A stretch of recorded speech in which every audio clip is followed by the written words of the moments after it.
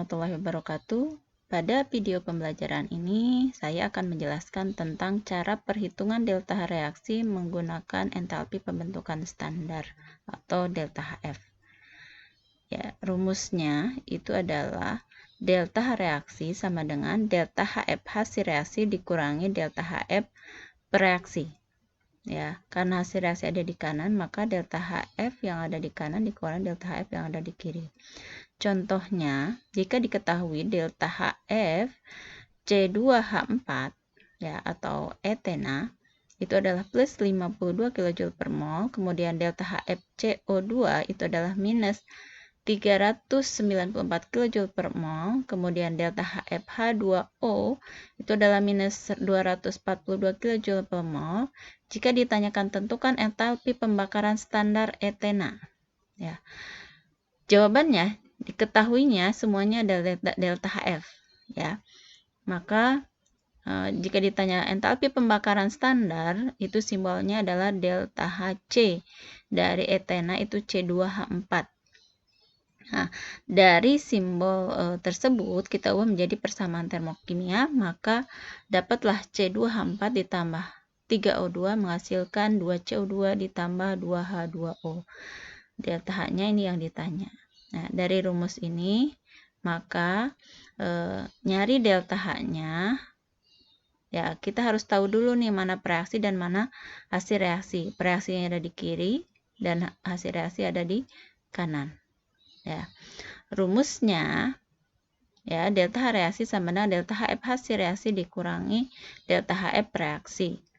Ya, tinggal dimasukkan. Ya, yang ada di hasil reaksi ada 2CO2, berarti 2 kali delta HF CO2 ditambah ada 2H2O, 2 kali delta HF H2O. Dikurangi reaksinya adalah C2H4, ini ada 1, berarti 1 kali delta HF C2H4 ditambah 3 kali delta HF dari O2. Ini yang ada di kanan, ini ada di kiri. Nah, kemudian masukkan angkanya, ya 2 kali delta HF CO2 itu adalah minus 394, ya, ditambah 2 kali minus 282 dari yang diketahui, 242, dikurangi delta HF C2H4 itu adalah plus 52 kJ per mol, ditambah 3 kali delta HF O2. Itu adalah 0. Untuk unsur yang dalam keadaan bebas, delta HF ini itu adalah 0. Nah, kemudian tinggal dihitung 2 kali minus 394 itu adalah minus 788 kJ per mol, ditambah 2 kali minus 242 itu adalah minus 484. Nah, dikurangi plus 52. Nah, yang ini, yang hasil reaksi kita jumlahkan, jadilah 1272 kJ per mol dikurangi 52. Hasilnya adalah minus 1220 kJ per mol. Ya. Nah, setelah didapatkan hasilnya, dibuat persamaan termokimia, jadi pembakaran C2H4 tambah 3O2 menghasilkan 2CO2 dan 2H2 itu adalah delta H-nya minus 1220 kJ per mol. Ini berarti mengalami reaksi eksoterm. Nah, contoh berikutnya, jika diketahuinya ada delta HF, ada delta HC. Ya, ini berdasarkan data tersebut hitungan delta HF ini yang ditanya delta HF.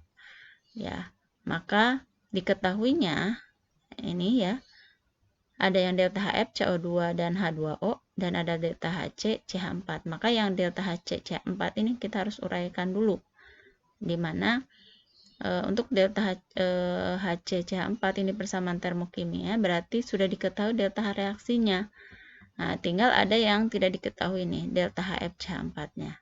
Maka kita masukkan rumus yang tadi di mana delta H reaksi sama dengan delta HF hasil reaksi. Ini CO2 dan H2O hasil reaksinya dikurangi delta HF reaksi, ya. Tinggal masukkan delta H reaksi yang sudah diketahui, ya, minus 802 sama dengan ini CO2-nya minus 394, H2O-nya dikali 2 dikurangi delta HF CH4 ditambah 3 kali 0. Ya, tinggal kemudian dihitung hasilnya jadinya seperti ini ya. Ini 3 kali 0, 0. Nah, berarti yang di kanan ya ada bersisa ini nih ya. Nah, hasil reaksinya kita jumlahkan. Nah, CH4-nya kita pindah ruaskan ke kiri dan yang minus 802 itu pindah ruas ke kanan. Jadilah seperti ini. Ya, jadi minus 966 kJ per mol tambah 802 itu hasilnya adalah minus 168 kJ per mol. Itu adalah delta HF CH4-nya. Demikian video pembelajaran tentang cara menghitung delta H reaksi berdasarkan delta HF. Semoga bermanfaat. Assalamualaikum warahmatullahi wabarakatuh.